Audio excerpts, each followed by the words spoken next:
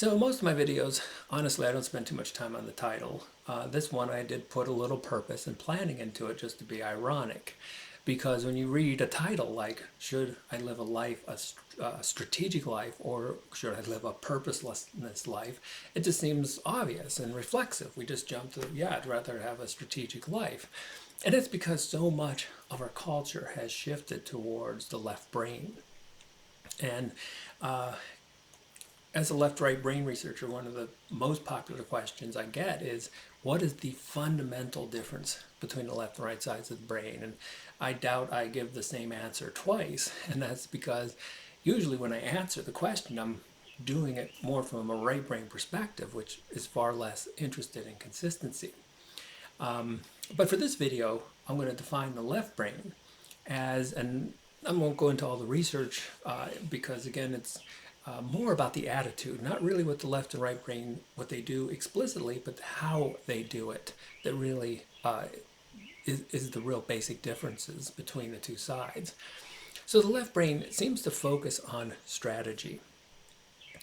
And by strategy, I mean planning, using thinking, using that virtual simulator we have in our head to simulate different outcomes. But the ultimate goal of strategy is to win.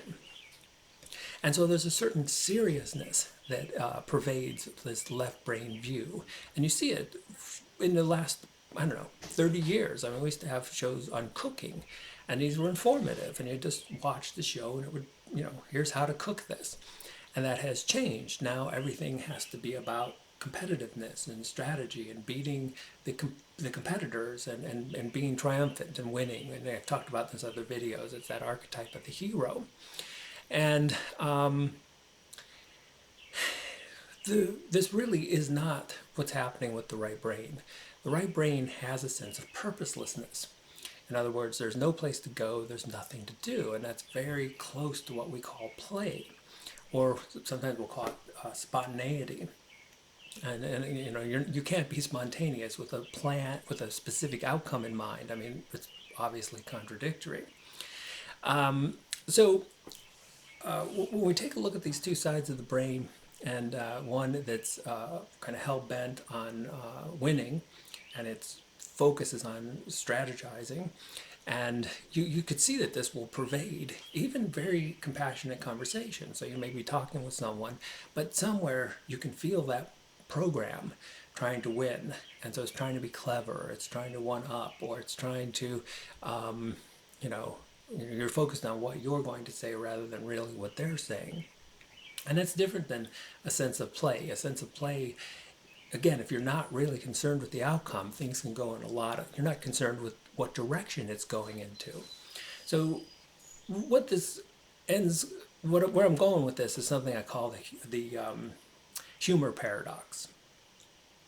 And I think the humor paradox tells us something very interesting, not just about the left and right sides of the brain, but it tells us that ultimately we're far more right-brained than than the left brain would ever want to recognize. And of course, this was captured very well in Ian McGilchrist's book, The Master and His Emissary.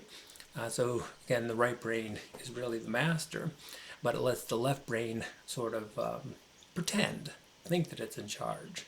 And I think that captures a lot of the human condition. So the humor paradox goes a little bit like this. It's pretty easy to make fun of being serious.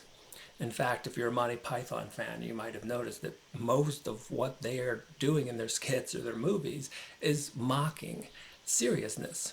And it's, probably a way that you could define what humor actually is. To be funny is to play or mock seriousness.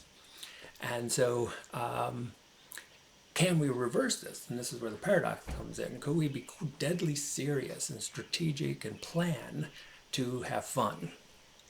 Now, the funny thing about this, of course, is that doesn't seem to work.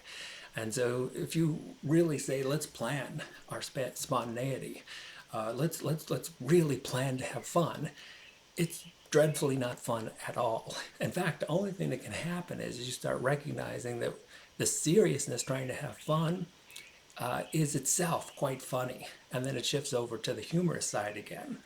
Well, and I think that's really important because what it shows is that at some fundamental level, the universe, the cosmos, our existence has some kind of humor to it.